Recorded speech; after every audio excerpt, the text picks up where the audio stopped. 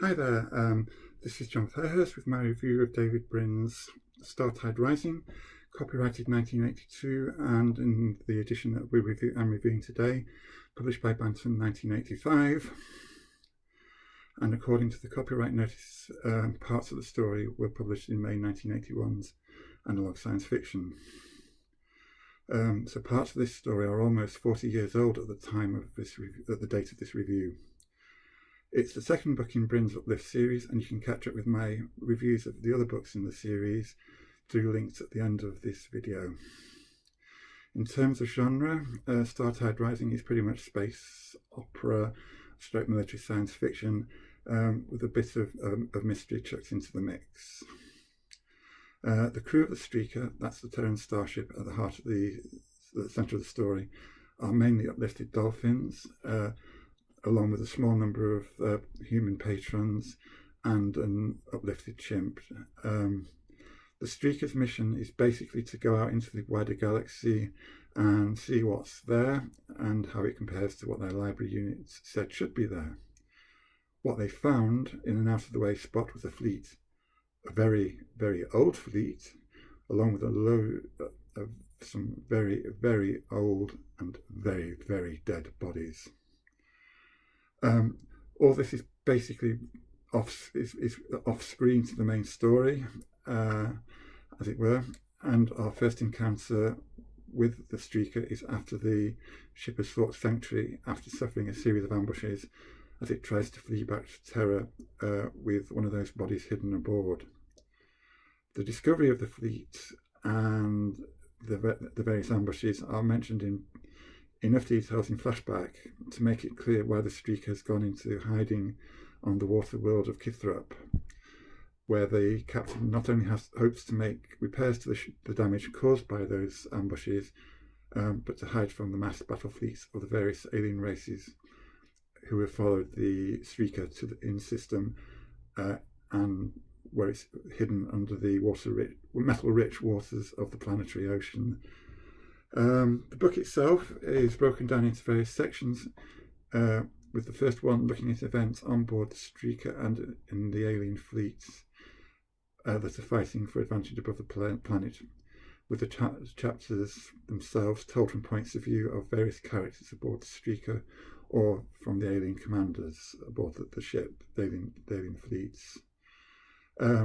Those chapters written from the aliens' point of view are in italics, presumably to indicate that they are separate from the main flow of the story. We cycle through the characters aboard the Streaker reasonably regularly, though there are a few favoured characters, and we do tend to see things from the same alien commanders where they've managed to survive the action. As the book continues and we get to different sections, it becomes more and more centred on the Streaker, though we do go back to the aliens on occasion, and it becomes clear that the Streaker crew are almost as split as the aliens This basically started off as being a disagreement between those who believed that the aliens were reasonable and would allow the Streaker to go if they handed over all the things that they had found in that hidden fleet. Other members of the crew, including the captain, weren't that naive, and when an alien ship crashed on the planet, this section of the crew came up with one has to admit it, a wild-ass escape plan. But this meant stripping the Streaker of all the most competent crewmen, and those left behind had their own agendas or were just not up to the pressures their new responsibilities put on them. But this, with a few exceptions, mainly the captain, Krydiki. However, when an accident severely injured Krydiki, this left Taketa Jim, his vice captain, in charge. Taketa Jim allies with Dr. Metz, human civilian uplift specialist, who had got his place on the ship to see how well the dolphins got along, but who'd also sneaked his own special gene-spliced Fenner board. These wouldn't necessarily pass the recommendations of the Teragen Uplift board. Well, let's be honest here. They'd have been outright rejected for excellent reasons, as it turns out. Anyway, Takata Jim and Bosun Cathart John, both being a couple of his hidden upgrades. There were a few strange things about the planet as well, and the most noticeable was the fact that it hadn't been surveyed for literally eons after it should have been.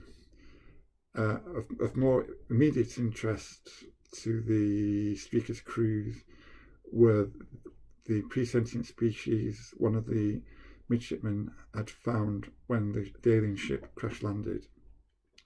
Then there was an unusually dense amount of archaeotech on the plate boundaries, a traditional dumping ground for such things on deserted planets.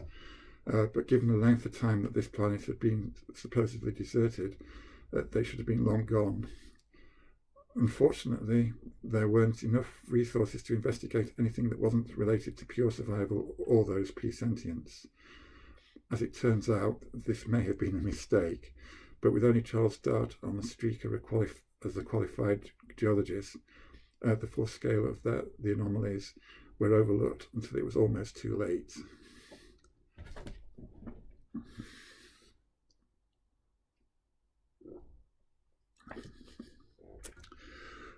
Will the Streaker succeed in its plans to escape yet again, or will the aliens gain their prize? Well, we don't find out in this book, I'm afraid, but you do care about whether or not they succeed, or at least I did. So it's on to book 3 in the series. Did I like this book? Yes. In particular, I like the way he manages the switch between the varied cast of characters and gives them their own feel, which is something that can be difficult to manage. Although, to be fair, Brin doesn't really have that many different characters as compared to other authors we could probably mention, and this swap between them is well delineated.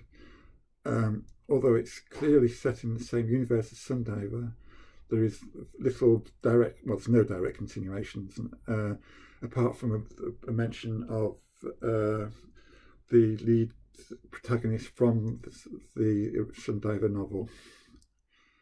So basically you can dive straight in on this novel without having to have read the first book in the series. Although if you continue on into the series, some of the later books can be confusing, shall we say, without having read this book, as they tend to follow on a bit more directly. It's probably the second best of Brin's books, in my opinion, just because some of the scenes with Cridiki originally looked to me to be a bit too spiritual for my tastes, and while this reread didn't affect me quite so much in that fashion, it was still something I'm not particularly that keen on. Most people do seem to prefer this to most of his other books, and on publication it managed to win the 1983 Hugo and Nebula Awards for the best novel that year, so it's an impressive feat in its own right. That's it. See you later. Thank you. If you've enjoyed listening to this commentary and would like to hear other reviews, please click on the like and subscribe buttons and click the notification button to be notified of the next review. You'll also find Amazon.com and Amazon.co.uk affiliate links to the book in the description below. This gives me a commission on any purchases you make while following these links, whilst not costing you any extra. Thanks for listening, and see you soon.